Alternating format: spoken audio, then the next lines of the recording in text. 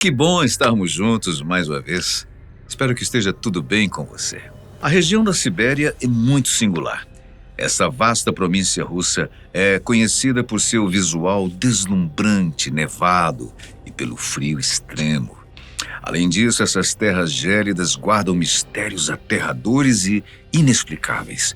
Supervírus, animais estranhos já extintos, crateras explosivas e desaparecimentos misteriosos. Nesse vídeo, estaremos nas sombras dos mistérios da Sibéria. Os primeiros mistérios sobre os quais vamos falar envolvem crateras. A cratera de Patton é um monte escuro e sombrio que se ergue sobre a paisagem verde clara da densa taiga russa. O seu formato lembra de um alto-falante gigante com 40 metros de altura e 100 metros de largura. Até 1949, apenas alguns moradores da região tinham ciência dele, chamando-o de Ninho da Águia do Fogo. Costumavam pensar nele como um local ruim que até os animais evitavam. Isso porque, supostamente, quem visitava esse lugar podia ter uma morte estranha e os animais domésticos desapareciam sem deixar vestígios. O cientista que primeiro se deparou com essa formação singular foi o geólogo russo Vadim Kolpakov.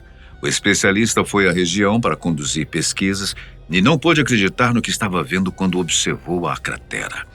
Uma análise mais detalhada mostrou que ela era um grande monte feito de blocos de calcário quebrados, com um diâmetro de 160 metros e peso estimado em cerca de 1 milhão de toneladas. A cratera foi apelidada de Patton, o nome de um rio próximo, mas acabou não sendo examinada minuciosamente até a década de 2000, devido à falta de financiamento.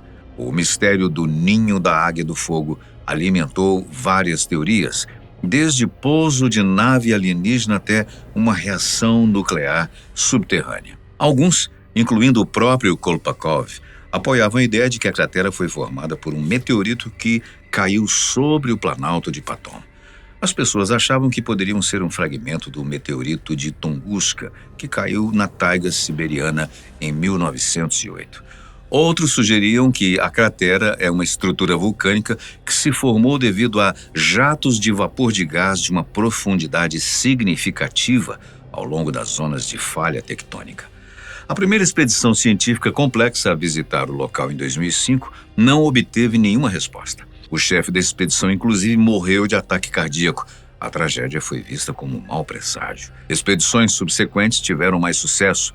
O material recolhido mostrou que a cratera foi originada há cerca de 500 anos e possui uma estrutura de anéis com zonas individuais formadas em momentos diferentes. Os cientistas, enfim, descartaram a teoria de meteoritos e a hipótese de formação criogênica. Eles chegaram à conclusão de que a cratera de Patton surgiu após uma explosão freática, ocorrida durante o posicionamento de magma sobre rocha aquosa ou devido à falha e descompressão de rochas aquosas aquecidas. Apesar disso, alguns preferem acreditar em explicações mais instigantes. Uma delas envolve um fragmento minúsculo de estrela de nêutrons que caiu na Terra e perfurou-a e saiu do outro lado, através da cratera de Patton. Apesar de parecer, não se trata de uma teoria completamente irrealista. Afinal, dois eventos semelhantes aconteceram em 1993 em diferentes partes do planeta, ambos com um mês de diferença. Também não há ainda explicação para acontecimentos estranhos que vêm supostamente ocorrendo nas proximidades da cratera. Além da anomalia magnética detectada durante uma das primeiras expedições, não há evidências confirmadas de que haja algo grande enterrado no centro da cratera. Qualquer que seja a teoria, a cratera provavelmente continuará sendo um dos lugares mais misteriosos da Sibéria. Outro mistério envolvendo crateras siberianas diz respeito a crateras encontradas sob a neve que simplesmente explodem. Esse mistério de quase uma década intrigava muitos cientistas. Afinal, o que poderia fazer com que explosões surgissem nesses abismos? Ou será que as explosões foram as responsáveis pelo surgimento das crateras? Bem, graças a cientistas da Universidade de Cambridge, no Reino Unido, parece que já temos um culpado por trás disso: o gás metano. Um artigo publicado na revista Geophysical Research Letters explicou que o aquecimento global está alterando a pressão dos subsolos congelados da Sibéria. Assim, o gás metano preso lá embaixo, que é bastante inflamável, sobe diretamente para a superfície. Abaixo da primeira camada do solo está localizado o permafrost, uma camada completamente congelada. Em seu interior existem diversas camadas. Algumas são compostas por hidrato de metano, também chamado de gelo combustível. O gelo é uma mistura de hidrato de gás e metano. Quando começa a derreter, o gelo combustível se expande e, com a pressão, causa rachaduras nas demais partes do subsolo. O gás metano foge por essas rachaduras até a superfície e provoca as explosões que fazem surgir as crateras gigantes. O processo todo pode levar algumas décadas. É preciso alguns anos até que tudo culmine efetivamente nas liberações inflamáveis. As características singulares da Sibéria permitem que coisas facilmente congelem ali. Não só coisas, mas também seres. Várias descobertas de cadáveres de animais foram feitas na Sibéria, já que permanecem conservados mesmo após muito tempo.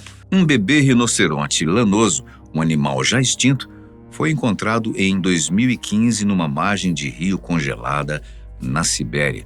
Este é considerado o primeiro filhote da espécie já encontrado no mundo. Até hoje, segundo o Life Science, os pesquisadores ainda não puderam afirmar com certeza se o filhote em questão é um macho ou fêmea, mas o que se conclui, a partir do tamanho do seu chifre, é que o animal já havia parado de mamar quando morreu.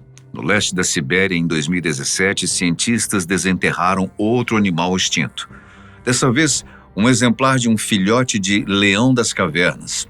O animal foi chamado de Esparta pelos pesquisadores, que constataram que ele morreu provavelmente de maneira repentina num possível deslizamento de terra. Desde a época da descoberta, os pesquisadores enfatizam o quanto a criatura foi bem preservada com o tempo. Após uma análise de radiocarbono do filhote, foi apontado que ele morreu há aproximadamente 28 mil anos. Filhotes de mamute também já foram encontrados na Sibéria.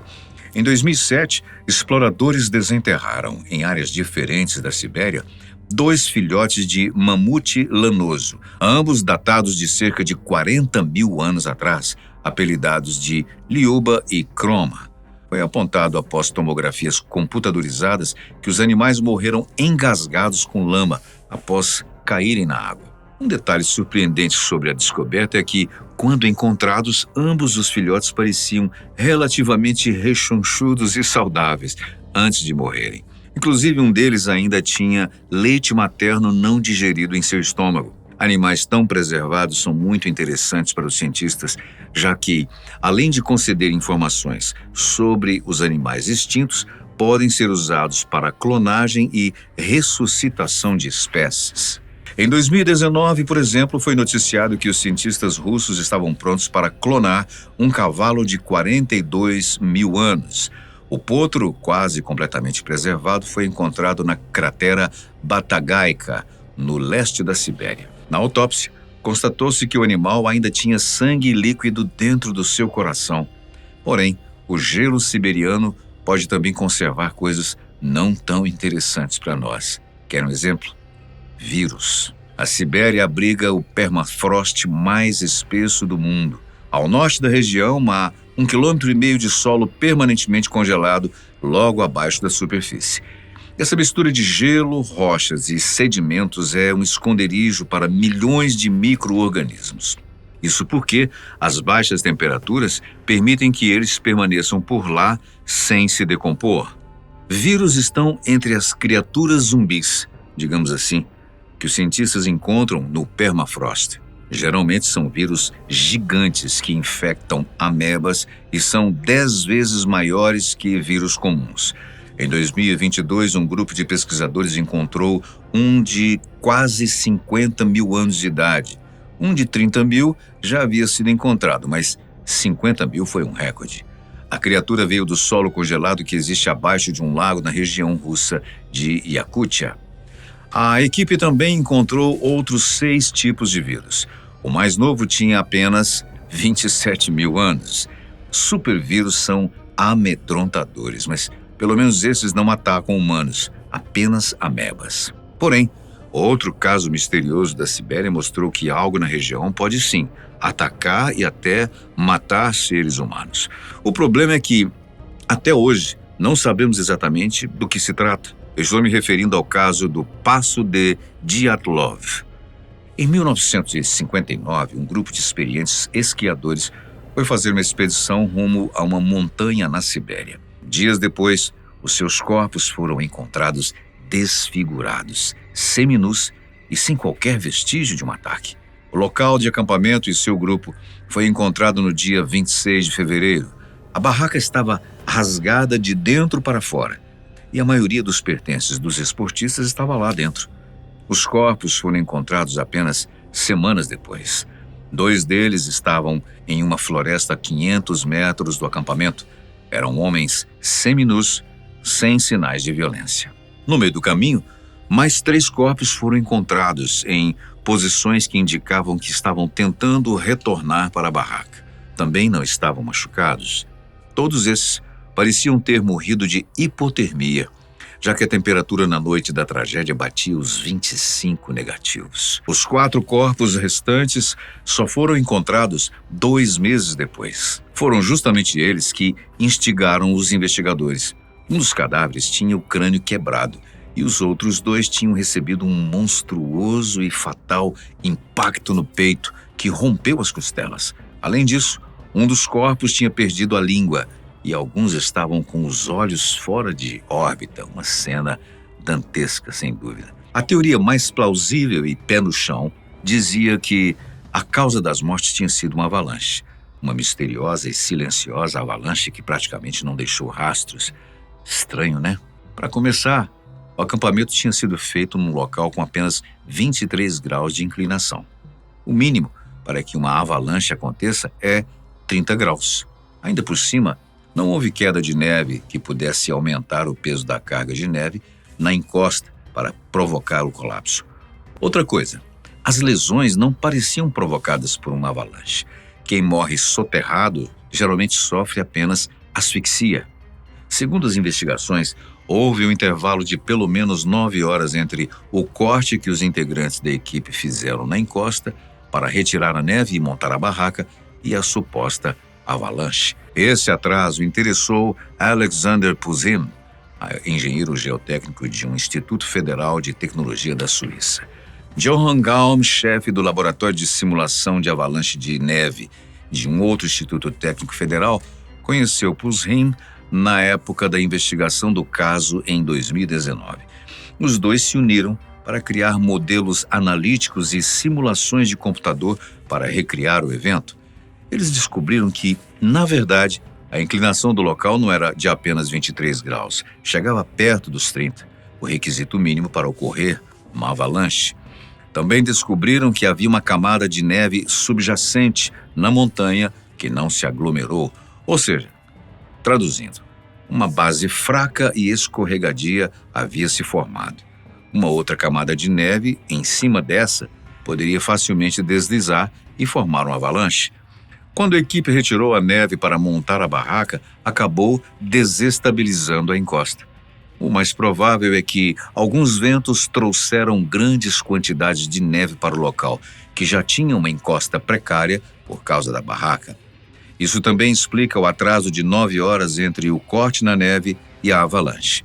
Foi o tempo necessário para que a neve trazida pelo vento se acumulasse. Os modelos de computador demonstraram que um bloco de neve pesado de 5 metros poderia quebrar facilmente costelas e crânios de pessoas dormindo numa cama rígida.